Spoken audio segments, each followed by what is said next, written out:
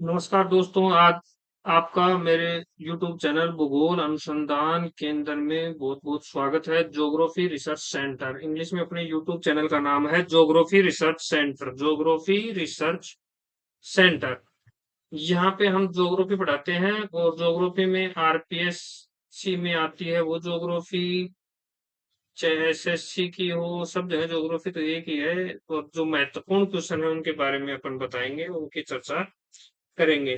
शुरू करते हैं हम भारत के भूगोल से। भारत के भूगोल में सबसे पहले भारत का नामकरण, जो भारत शब्द है उसका नामकरण कैसे हुआ, भारत शब्द कहाँ से आया। भारत जो शब्द है, भारतवर्ष नामकरण, अपने भारत के 5 नाम हैं। तो भारत का जो पहला नाम है भारत, और भारतवर्ष ये क्यों कहा जाता है। भरत नाम का राजा हुआ, उस राजा के नाम पर इस देश का नाम, जो इस स्थान का नाम क्या पड़ा, भारत पड़ा। इंडिया, यूनानी लोगों ने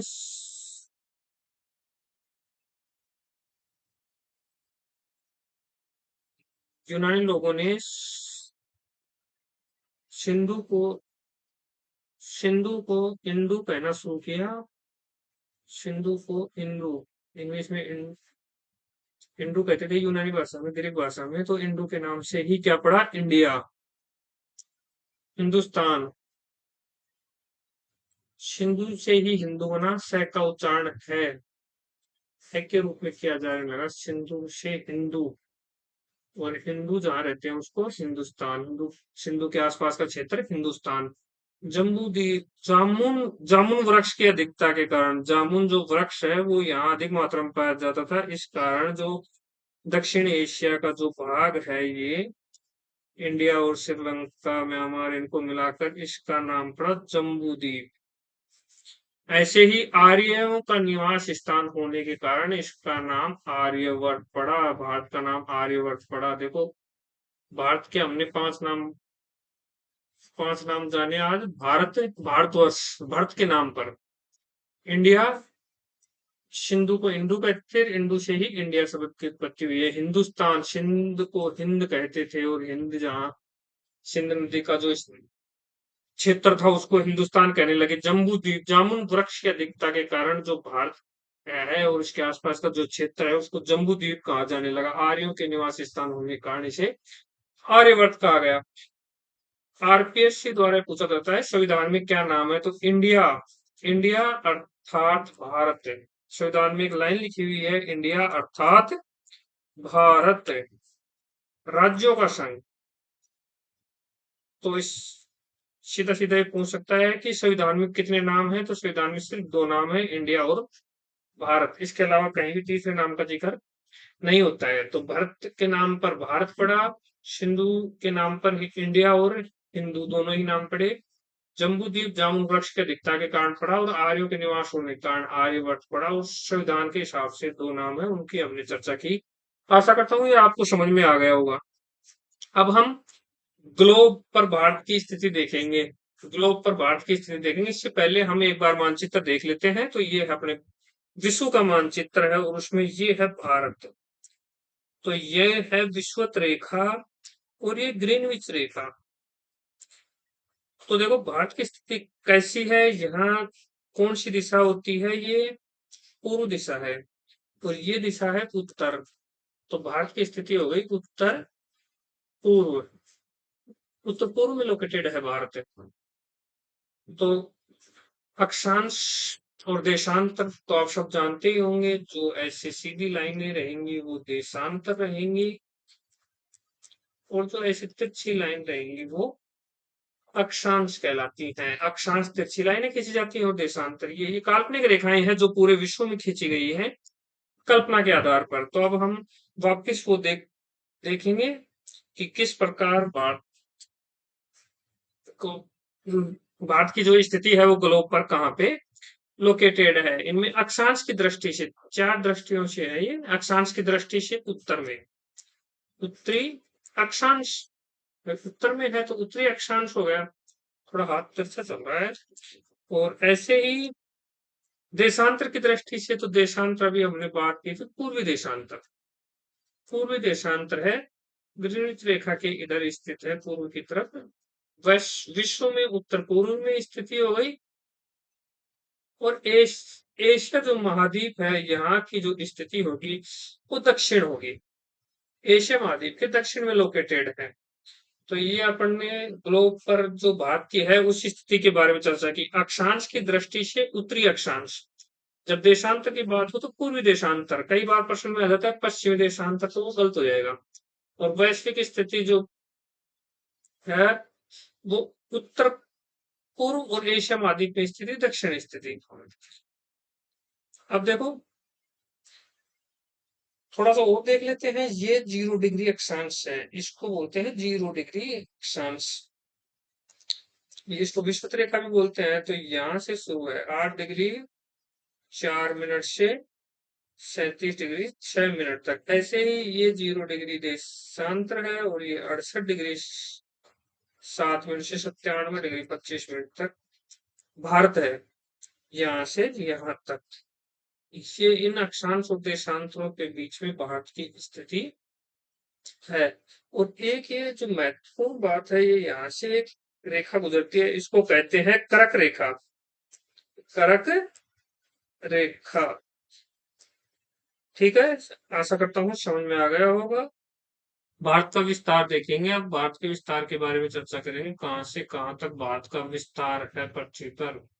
और ये देखा जाता है अक्षांश और देशांतर के संदर्भ में। अक्षांश में हमने आपको बताया था 8 डिग्री 4 मिनट से 37 डिग्री 6 मिनट उत्तरी अक्षांश, उत्तरी अक्षांश, दोनों ही उत्तरी अक्षांश हैं क्योंकि भारत अक्षांश के उत्तर में स्थित है।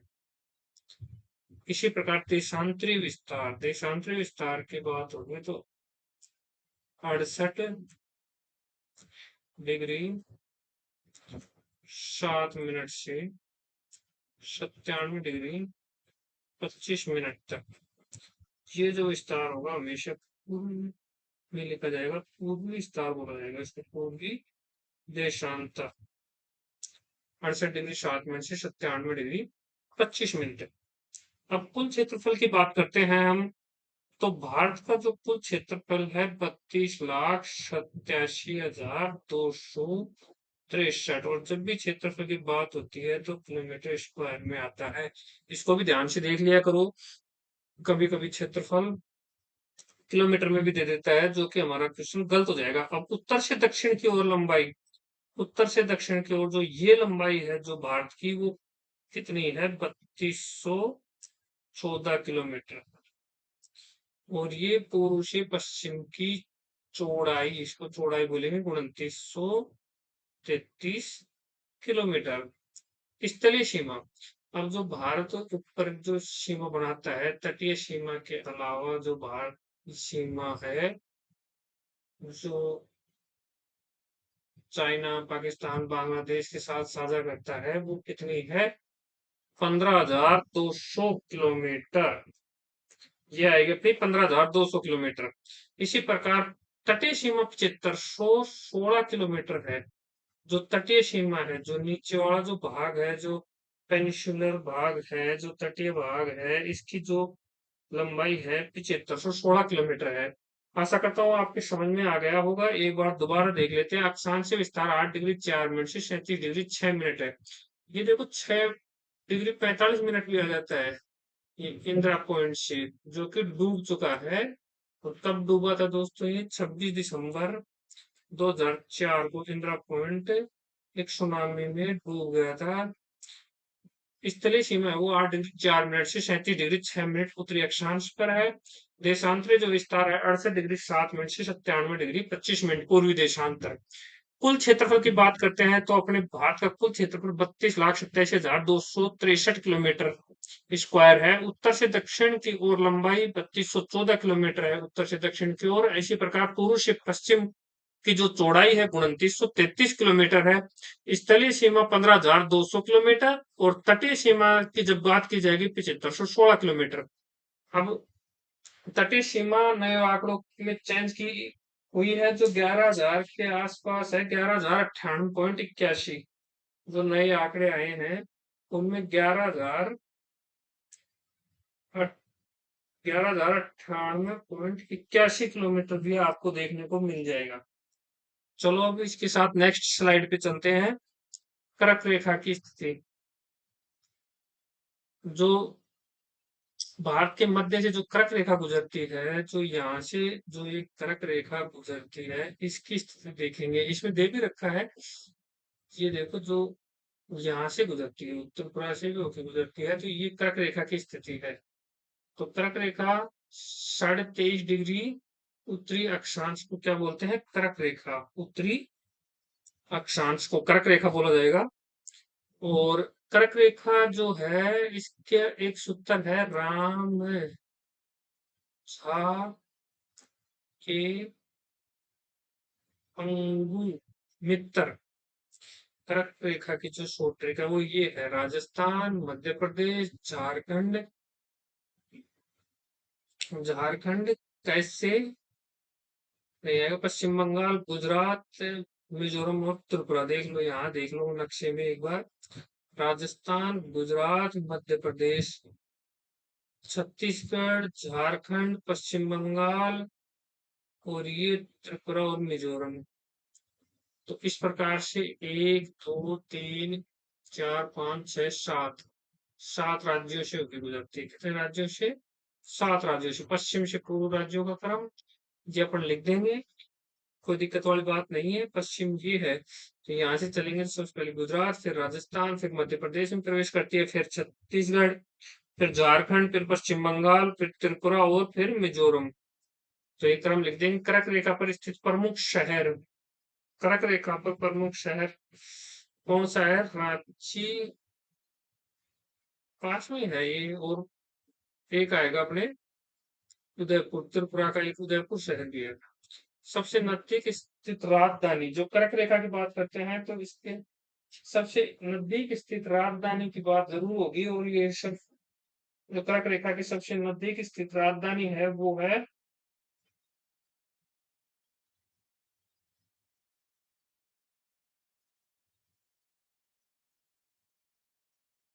रांची। जब बताया था, उस सबसे नजदीक स्थित शहर उदयपुर है। जो सबसे नजदीक स्थित शहर है वो कौन सा है? उदयपुर। राजधानी कौन सी आ जाएगी? रांची। कर्क रेखा को 2 बार काटने वाली नदी माही नदी, अपने राजस्थान की माही नदी है जो कर्क रेखा को 2 बार काटती है, माही नदी। तो सूर्य किरणें सीधी कब पड़ती है कर्क रेखा पर? 21 जून को, जिस दिन सबसे बड़ा दिन होता है, कर्क रेखा पर ये सीधी रेखाएं लंबवत पड़ती हैं। याद हो जाएगा दोस्तों। 23.5 डिग्री उत्तरी अक्षांश को क्या कहते हैं? कर्क रेखा। कर्क रेखा से गुजरने वाले राज्य, कितने राज्यों से होकर गुजरती है कर्क रेखा? 7। और 7 राज्यों के नाम भी अपन ने पढ़े थे। गुजरात, राजस्थान, मध्य प्रदेश, छत्तीसगढ़, झारखंड, पश्चिम बंगाल, त्रिपुरा और मिजोरम। कर्क रेखा पर स्थित राजधानी रांची है, और 2 बार काटने वाली नदी माही नदी। कर्क रेखा को 2 बार काटने वाली नदी माही है, और 21 जून को कर्क रेखा पर सूर्य किरणें लगभग चमकती है। ये मैप नहीं दिख रहा होगा, ज्यादा ही दिखने में परेशानी आ रही है, उसको थोड़ा सा साफ कर लेते हैं। स्थलीय सीमाओं वाले कुल देश, ऐसे कितने देश हैं जो स्थलीय सीमा बनाते हैं? तो अब इनके बारे में बात कर ली जाए कि भारत की स्थलीय सीमा कैसी है और तक जलीय सीमा कैसी है। तो 16 राज्य हैं जो स्थलीय सीमा बनाते हैं, वह 2 केंद्र शासित प्रदेश, यूनियन टेरिटरीज। 16 राज्य और 2 केंद्र शासित प्रदेश स्थलीय सीमा बनाते हैं। सबसे लंबी सीमा बनाने वाला देश बांग्लादेश। सबसे लंबी जो सीमा बनाएगा वो देश बनाएगा बांग्लादेश। इसकी ट्रिक भी है, बचपन में हुआ, बचपन में हुआ। बांग्लादेश, चाइना, पाकिस्तान, नेपाल, म्यांमार, भूटान और अफगानिस्तान। सबसे छोटी सीमा वाला पड़ोसी देश अफगानिस्तान। अफगानिस्तान की वैसे तो अब आजकल सीमा नहीं लगती है, क्योंकि पीओके में गया जम्मू कश्मीर, तो उसके साथ लगती थी। जलीय सीमा साझा करने वाले देश जलीय सीमा साझा करने वाले दो देश हैं। श्रीलंका जो अपने भारत के नक्शे के साथ फ्री में ही आ जाता है। श्रीलंका का नक्शा एक तो श्रीलंका है और एक है मालदीव। मालदीव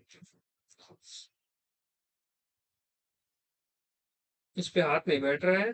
थोड़ा सा तो राइटिंग थोड़ी अच्छी नहीं आ रही, इस पे हाथ सही से सेट नहीं हो पा रहा है। भारत और पाकिस्तान के मध्य जो रेखा लगती है उसका नाम है रेड क्लिफ। ये प्रश्न में भी दे रखा है यहाँ पर रेड क्लिफ।